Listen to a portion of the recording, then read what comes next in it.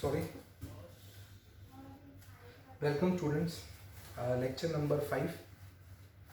ठीक है, residential status का लेक्चर नंबर 5। आज हम लोग सम स्टार्ट करेंगे। ठीक है, ये अपने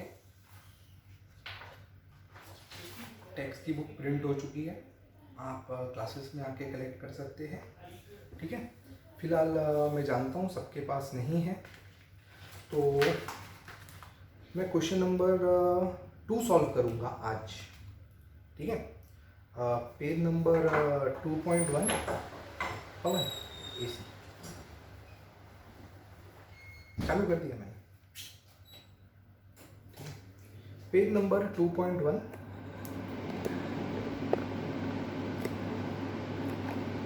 ठीक है, क्वेश्चन नंबर 2 ये सॉल्व करेंगे आज। ठीक है, मैं बोर्ड पे लिख देता हूँ। क्वेश्चन नंबर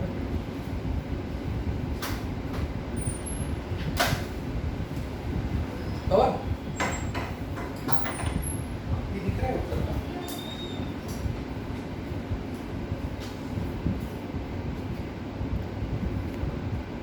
आराम से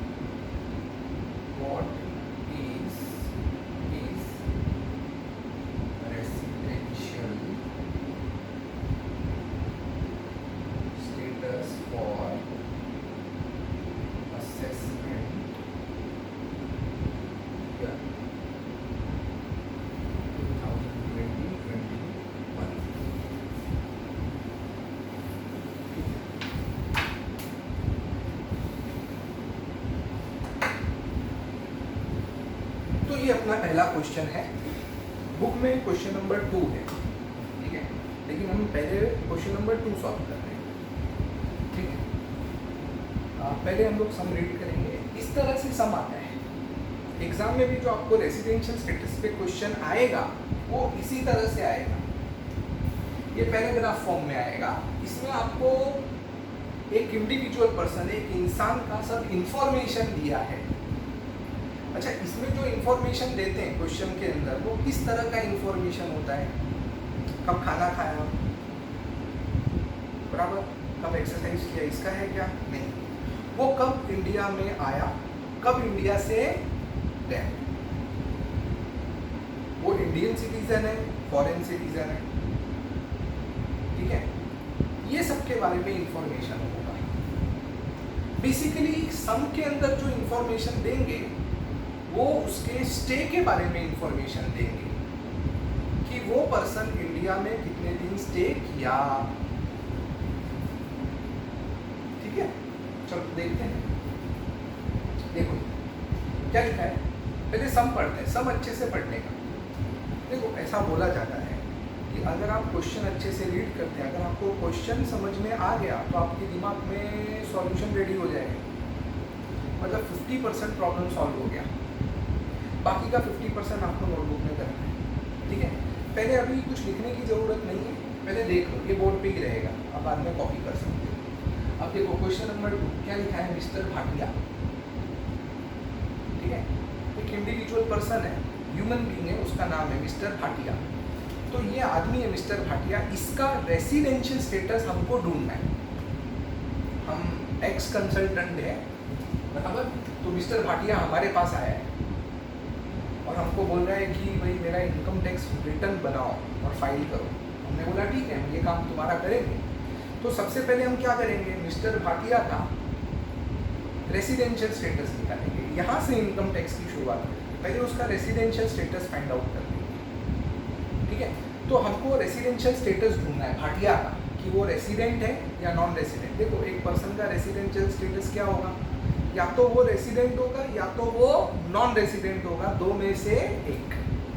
तो हमको ये पता करना है कि भाटिया रेसिडेंट है या नॉन रेसिडेंट। आगे क्या लिखा है, उसके बारे में सब जानकारी दिया है कि जो बाकी की सारी इंफॉर्मेशन है वो मिस्टर भाटिया की इंफॉर्मेशन है, उसके स्टे की इंफॉर्मेशन है कि वो इंडिया में कितने दिन रहा, वो इंडिया में कब आया या इंडिया से कब गया, उसके बारे में सारी जानकारी। तो क्या लिखा है इधर, mister Bhatia an Indian citizen. ये बहुत इंपॉर्टेंट इंफॉर्मेशन है कि जो भाटिया है ये कौन है, ये एक इंडियन सिटीजन है। Just 1 minute.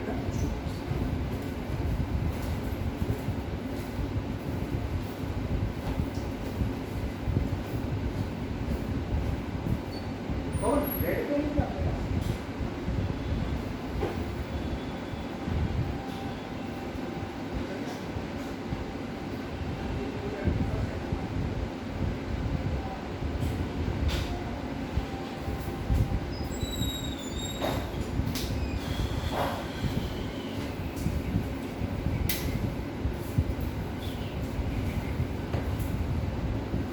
ओके, मैं रेड पेन ले लिया। तो ये बहुत इंपॉर्टेंट इंफॉर्मेशन है क्या, कि भाटिया है ना वो इंडियन सिटीजन है, भारतीय नागरिक, फॉरेन सिटीजन नहीं है, ठीक है। ये पहली इंफॉर्मेशन ध्यान में रखना। स्टेइंग इन बेंगलोर, इंडिया में कहाँ रहता है वो, इंडियन सिटीजन है, इंडिया में रह रहा है। इंडिया में कहाँ रहता है वो, बेंगलोर रहता है, ठीक है, इंडिया में रहता है। Staying in Bangalore, staying in Bangalore, इससे क्या समझ में आया, वो इंडियन सिटीजन है और इंडिया में रहता है। अब यहाँ पर भी एक बात बता दूं, इंडियन सिटीजन भी दो तरह के हैं, एक वो इंडियन सिटीजन जो इंडिया में रहते हैं और दूसरे इंडियन सिटीजन जो फॉरेन में रहते हैं। देखो एक बात मैं बता देता हूँ आपको, आप ऐसा मत सोचो कि इंडियन सिटीजन है तो वो इंडिया में ही रहता है, ऐसा बिल्कुल नहीं है। कुछ इंडियन सिटीजन्स है जो फॉरेन में रह रहे हैं। मेरा एक दोस्त, मेरा फ्रेंड, मैं आपको बता दूं, लास्ट 25 ईयर से 25 साल से अमेरिका में रह रहे हैं, लेकिन आज भी वो इंडियन सिटीजन ही है, वो फॉरेन सिटीजन नहीं बना आज तक। वो अमेरिका में है, अमेरिकन सिटीजन आज तक नहीं बना, क्योंकि अमेरिकन सिटीजनशिप लेना इजी नहीं है, बहुत डिफिकल्ट है।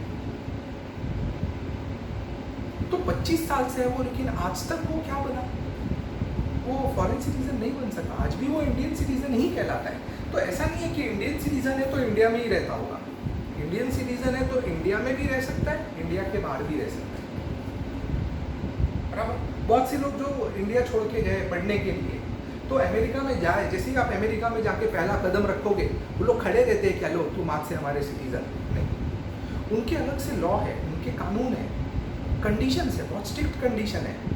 किसी भी बाहर वाले को अपना वहाँ का सिटीजनशिप इतनी आसानी से नहीं मिलता, उसको बहुत सारे कंडीशंस फुलफिल करने पड़ते हैं, तब जाके वो अमेरिकन सिटीजन बनता है। तो हर देश अपना अपना कानून बनाता है। इंडिया में भी बहुत स्ट्रिक्ट लॉ है, कोई भी आसानी से इंडियन सिटीजन नहीं बन सकता है, बराबर, कोई आसान नहीं है। तो इंडिया, एक याद रखना, इंडियन सिटीजन या तो वो इंडिया में रह रहा होगा या तो इंडिया के बाहर। यहाँ पर एकदम क्लियर बोला है कि भाटिया इंडियन सिटीजन है, स्टेइंग इन बेंगलोर। कहाँ रहता है वो, इंडिया में रह रहा है, बेंगलोर मतलब वो इंडिया में स्टे करता है, ही इज इन इंडिया, ठीक है। Takes up a job at USA, job मतलब समझे क्या आप, आप समझ रहे हैं सम कैसे पढ़ना है? एक एक इन्फॉर्मेशन ध्यान से, अब ध्यान से पढ़ोगे तो सब इन्फॉर्मेशन आपको याद रहेगा, सम सॉल्व करते वक्त भी याद रहेगा। अब देखो क्या लिखा है, takes up a job, job मतलब एम्प्लॉयमेंट एट यूएसए, यूएसए मतलब अमेरिका, उसको अमेरिका में जॉब मिला। अब उसको अमेरिका में जॉब मिला है, आप खुद सोचो इंडिया में रह के कर सकता है? उसको अमेरिका जाना पड़ेगा, इंडिया में रह के नहीं कर सकता है। रोज अप डाउन करेगा, सुबह अमेरिका, शाम को वापस। क्या चर्चगेट जा रहा है क्या? जोगेश्वरी टू चर्चगेट? नहीं, अमेरिका है। तो उसको अगर अमेरिका में जॉब मिला तो वो जॉब कंप्लीट करने के लिए उसको अमेरिका में जाना पड़ेगा। तो एम्प्लॉयमेंट एट यूएसए, उसको अमेरिका में जॉब मिला है, बराबर। ही लीव्स इंडिया, देखो लिखा है लीव्स, इंडिया छोड़ के गया। कब गया? वो डेट इंपॉर्टेंट है, कब गया वो? 16 अगस्त, 16 अगस्त 2019। इधर थोड़ा बच्चे लोग करेक्शन करना, 2019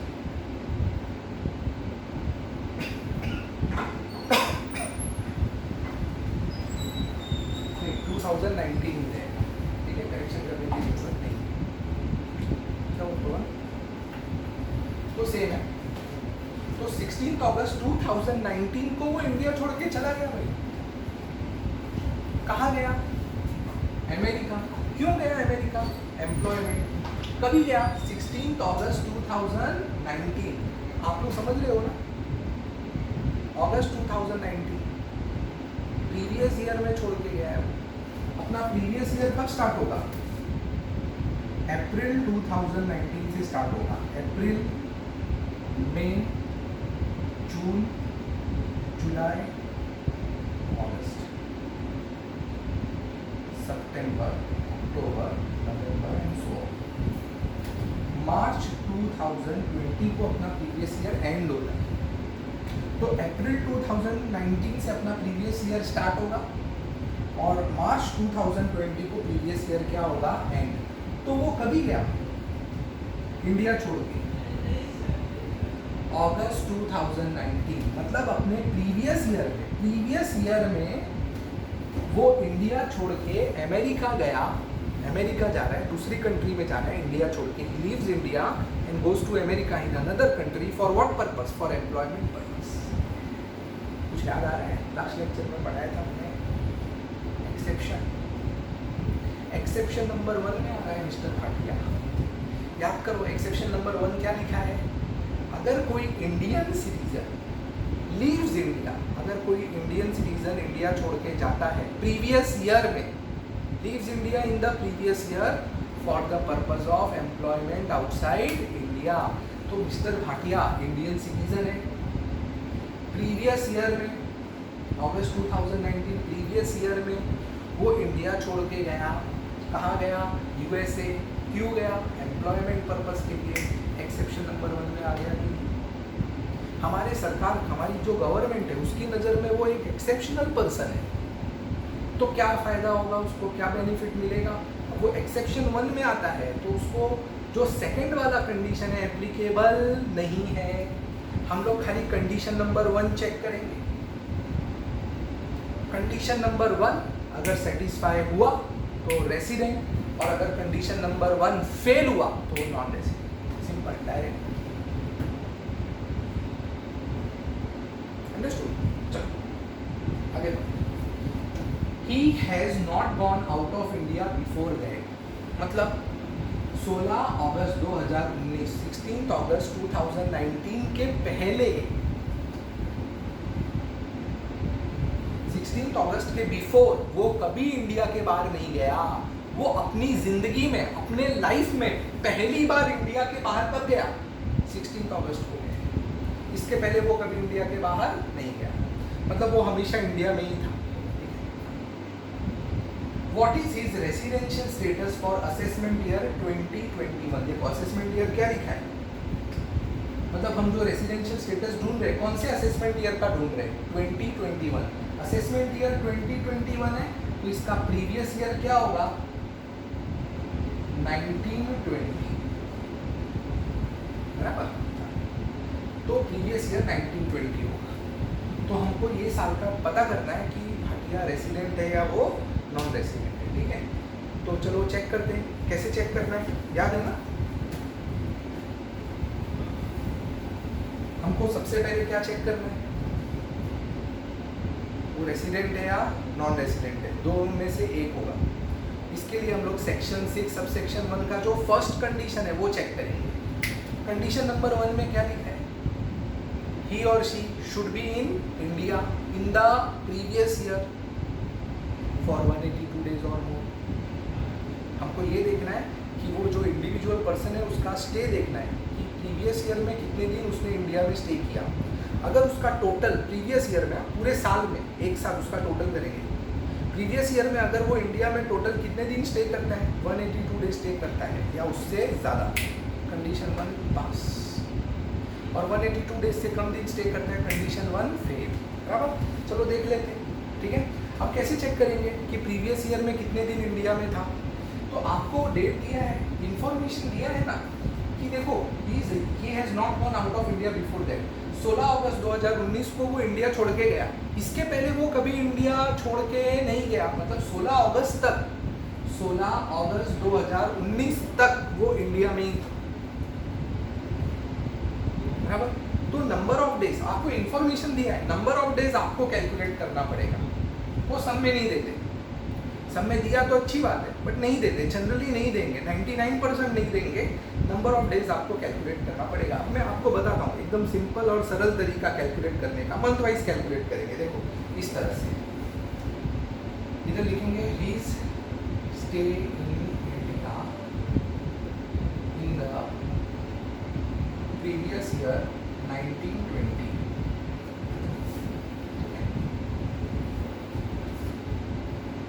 ऊपर लिख देगा stay in India in the previous year 1920। दो कॉलम बनाएंगे, एक इधर लिखेंगे मंथ। अब देखो यहाँ पर क्या लिखा है? Stay in India in the previous year. हम लोग प्रीवियस ईयर का ही डेज निकाल रहे हैं, एक साल का डेज निकाल रहे हैं, 1920, बराबर। तो एक साल का कैलकुलेशन कर रहे हैं कि अप्रैल 2019 से मार्च 2020 तक एक साल में इंडिया में कितने दिन था, बस एक साल का कैलकुलेट कर रहे हैं। तो आपको दो कॉलम बनाना है, एक मंथ और एक number of days in India.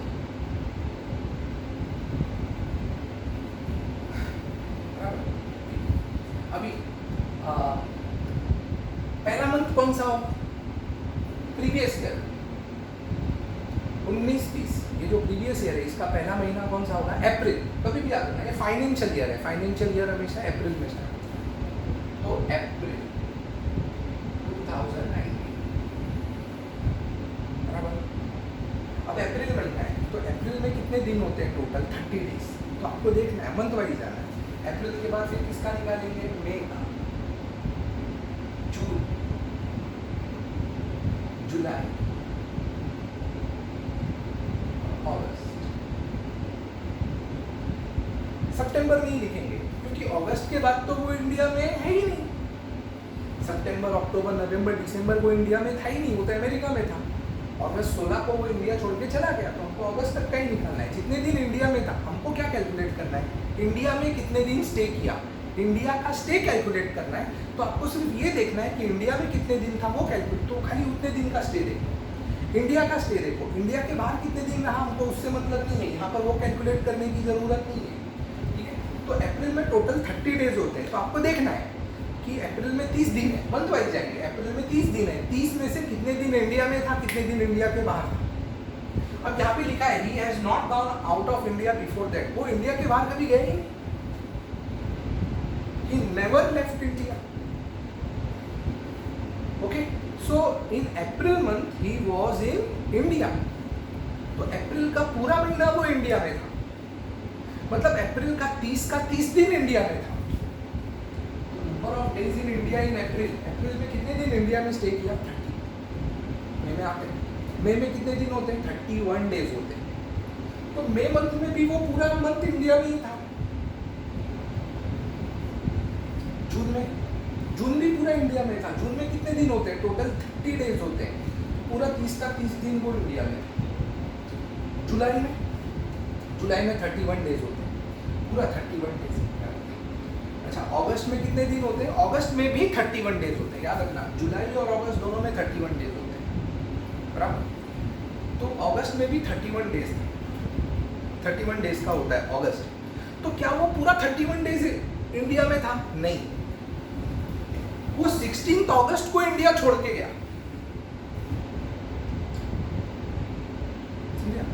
16 अगस्त को इंडिया छोड़ के गया। मैं आपको एक बात बता रहा हूँ, देखो 1 से 15 अगस्त तक तो इंडिया में था, इसमें किसी को कोई डाउट नहीं। लोगों को डाउट क्या होगा? 16 अगस्त को वो इंडिया छोड़ के गया। तो 16 अगस्त इंडिया में काउंट करेंगे, इंडिया में था या इंडिया में नहीं था, क्या ले? तो ऐसा है बच्चे लोग, जब आप हायर स्टैंडर्ड्स में जाओगे ना, CA CS, तो वहाँ पर आपको इन डिटेल इसमें बताते हैं। इसमें और भी होता है, वो लोग टाइम भी बताते हैं कि 16 अगस्त को वो इंडिया छोड़ के गया, बराबर है। कब? At what time? दोपहर को 2 बजे, रात को 10 बजे, रात को 11 बजे, सुबह 10 बजे, टाइम भी रहता है, ठीक है। लेकिन TY BCom में ये वाला पार्ट आपके सिलेबस में नहीं है।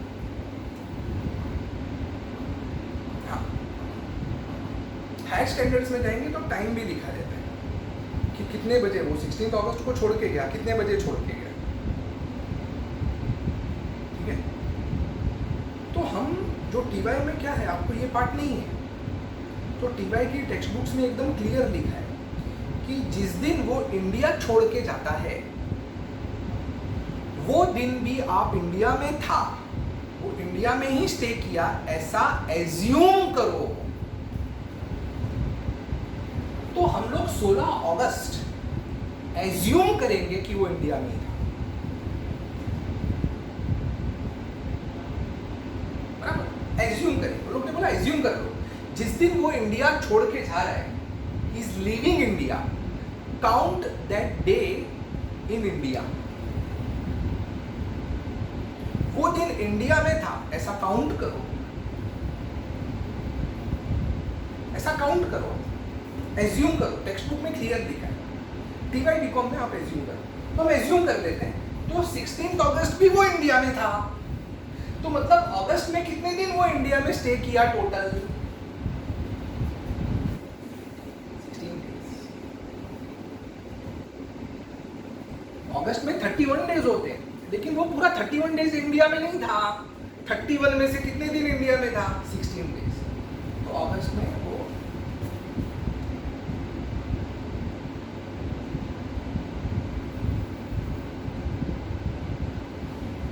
16 डेज इंडिया में था। फिर सितंबर में तो था ही नहीं, तो नहीं लिखना है इधर। जो मंथ वो इंडिया में नहीं था, वो मंथ लिखना ही नहीं है। तो सितंबर, अक्टूबर, नवंबर, दिसंबर इंडिया में नहीं था, तो हम नहीं लिखेंगे। तो बस इतने दिन वो इंडिया में था प्रीवियस ईयर में। ये 1 साल का ही स्टे है। तो प्रीवियस ईयर 1920 में वो इंडिया में इतने दिन था, इसका टोटल कर देते हैं। हमको टोटल देखना है।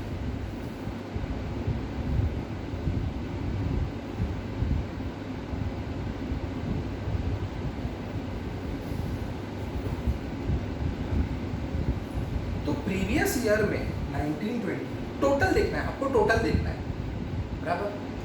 तो प्रीवियस ईयर में टोटल इंडिया में कितने दिन स्टे किया उसने? 138 डेज टोटल पूरे साल में। प्रीवियस ईयर में सिर्फ 138 डेज इंडिया में स्टे किया। अब आप मुझे बताओ, कंडीशन 1 फुलफिल हो रहा है क्या? नहीं, कंडीशन 1 फेल हो गया। कंडीशन 1 फुलफिल होने के लिए प्रीवियस ईयर में कितने दिन का स्टे होना चाहिए? कंडीशन 1 फुलफिल करने के लिए इंडिया में मिनिमम 182 डेज इंडिया में, प्रीवियस ईयर में वो इंडिया में 182 डेज होना चाहिए या उससे ज़्यादा। क्या 182 डेज से ज़्यादा है वो? नहीं, वो 138 डेज है, लेस देन 182 डेज। तो कंडीशन 1 क्या हो गया? फेल हो गया। मैंने क्या सीखा है, कंडीशन 1 फेल हो गया तो हम लोग कंडीशन 2 पे जाते हैं, बट 2 नहीं चेक करने का, पहले एक्सेप्शन देखने का। अगर एक्सेप्शन में आता है तो सेकंड कंडीशन एप्लीकेबल नहीं है ना। तो कंडीशन 1 फेल हो चुका है, बराबर, ठीक है।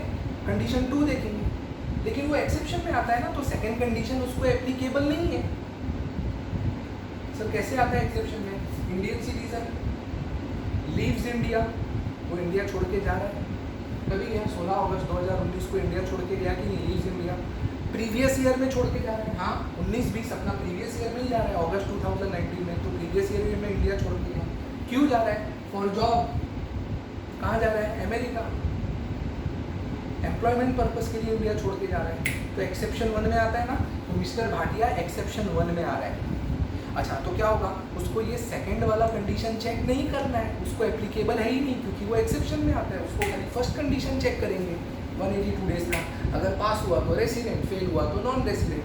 तो ये फेल कर रहा है, तो ये क्या बन गया आंसर?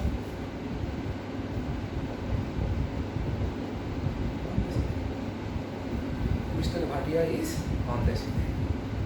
ओके, तो इस तरह से आपको फाइंड आउट करना है, आपको डेज कैलकुलेट करना है और बस चेक करना है, कंडीशन में चेक करना है कहाँ बैठता है। लाइन से जाना है, पहले फर्स्ट कंडीशन चेक करो, अगर पास हो गया तो आगे कुछ नहीं देखना है, रेसिडेंट। फर्स्ट कंडीशन फेल हो गया तो एक्सेप्शन में देखो आता है कि नहीं, अगर आता है एक्सेप्शन में तो सेकंड कंडीशन चेक करने की ज़रूरत नहीं है, डायरेक्टली दो नॉन रेसिडेंट। और अगर एक्सेप्शन में नहीं आता है तो सेकंड कंडीशन चेक करो। यहाँ पे वो एक्सेप्शन में आ रहा है तो सेकंड कंडीशन उसको एप्लीकेबल नहीं है, खाली फर्स्ट एप्लीकेबल है, मतलब फर्स्ट पास हुआ तो रेसिडेंट, फर्स्ट फेल हुआ तो नॉन रेसिडेंट। तो मिस्टर भाटिया फर्स्ट फेल हो गया पहला कंडीशन, तो non resident. Mister Bhatia is non resident. इस तरह से आपको सॉल्व करना है। ओके, देख लो एक बार आप ये क्वेश्चन एक बार कॉपी कर लो, ठीक है, मैं बोर्ड पे ही रहने देता हूँ, आप देख लो, कॉपी कर लो इसको, ठीक है। क्वेश्चन नंबर 2, ये सब लिखने की ज़रूरत नहीं, खाली क्वेश्चन कॉपी कर, ठीक है।